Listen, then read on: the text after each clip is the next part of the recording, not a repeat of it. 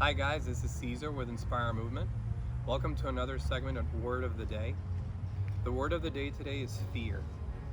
So when we think of fear, we think of an unpleasant emotion that's based on the belief that someone or something is coming out to get us, trying to harm us or pain us in some way.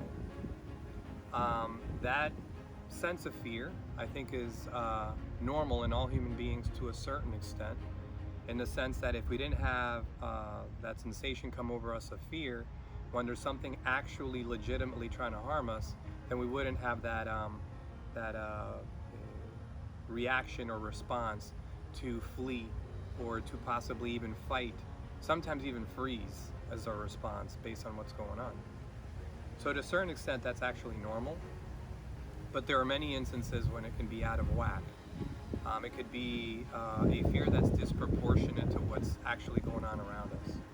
So in the case of a phobia, for example, arachnophobia, let's say this incredible fear of spiders, for example, it's disproportionate, right? It's not something rational to the extent where that spider that may be on a wall, offset from us quite a distance, is going to harm us in some terrible way.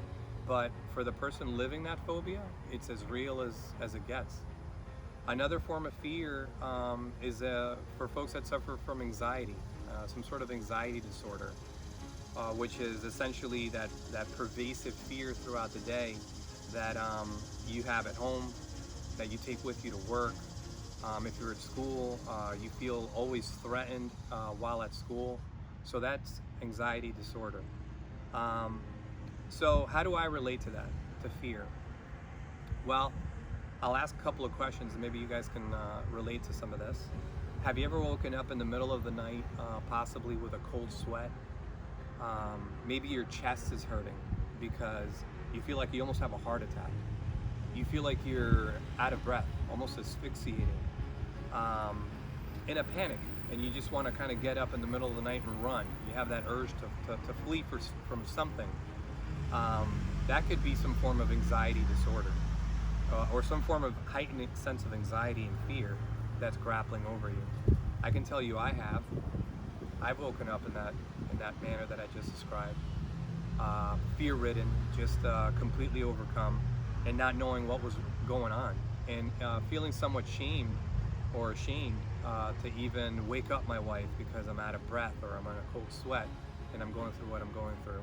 If you can relate to some of this, then possibly you suffer from a heightened sense of fear, you suffer from anxiety, and what do we do with that? So for some of us, this could be a simple case of possibly a mental health disorder that we may be contending with.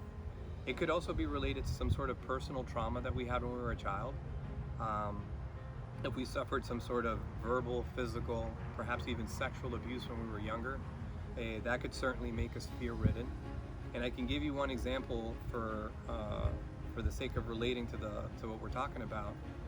When I was much younger, I was born in the Dominican Republic at about 5 years old.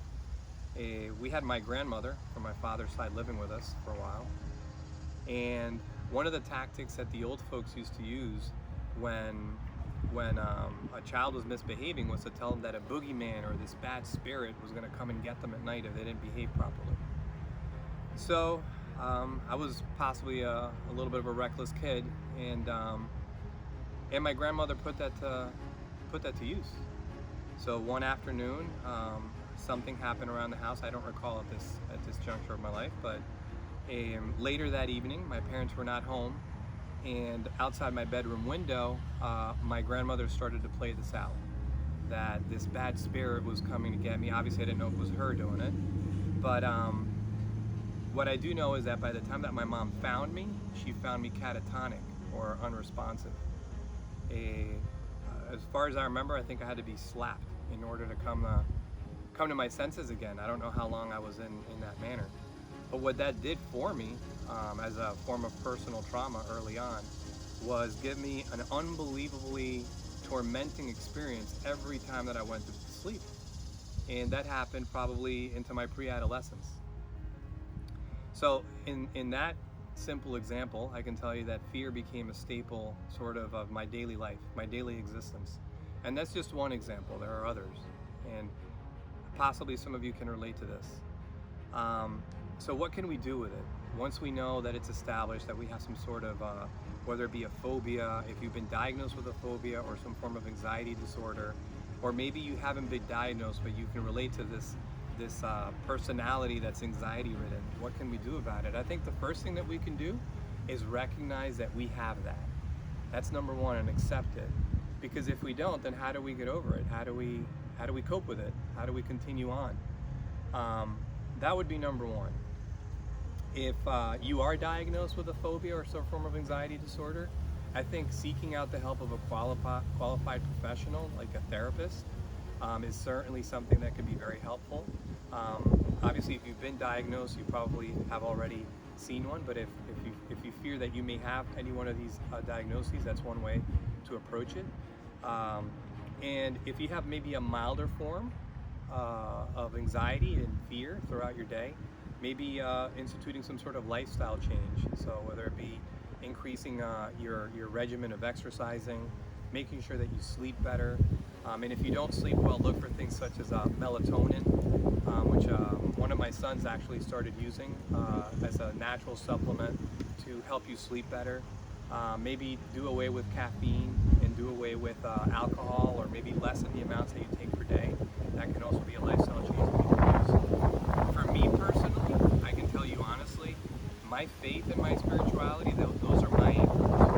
That's one of the main forms in which I try to cope with my anxiety and my fear, which is a daily thing, is through my faith and spirituality. But for my non-spiritual friends, I can understand that you may be asking, well, what do I do? Maybe some mindfulness meditation. So things like breathing exercises can be very helpful. Things like observing your thoughts and holding no judgment to it. Those things can be very helpful.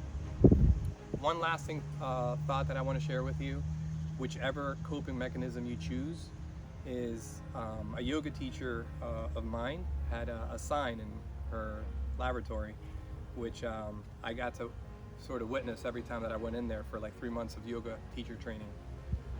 And it said that you are 1,000 times enough. And that's what I want to tell you, is that you are 1,000 times enough. And the fact that you wake up every day with that fear, that heightened sense of fear, but you do it anyway, it makes you a very brave and courageous person. Now we just have to get you to be even better functional throughout your day, so that those things don't grapple to the point in your life where you can't overcome them. So know that you are 1,000 times enough, and that you are loved and admired by those around you. And you're an example of surviving this pervasive fear, which it's the norm for a lot of us, like myself. So with that, I hope that these reflections you can relate to. Thank you so much if you've made it this far into the video. I hope that you have a wonderful remainder of the week, and I look so much forward to seeing you next week. And again, remember, you are 1,000 times enough. Bye, guys.